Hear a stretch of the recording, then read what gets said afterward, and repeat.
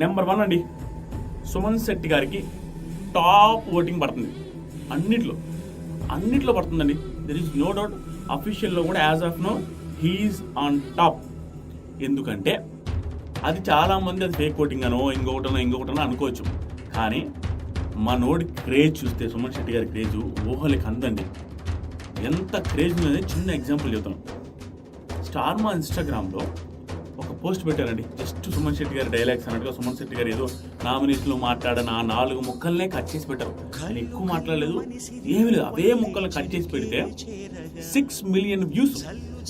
మన big boss వీడియోస్కి ఆ ఛానల్లో ఎప్పుడు అన్ని వ్యూస్ రాలేదు. ఏ ప్రోమోకి కూడా రాలేదు. నాగార్జున సార్ ప్రోమోకి కూడా రాలేదు.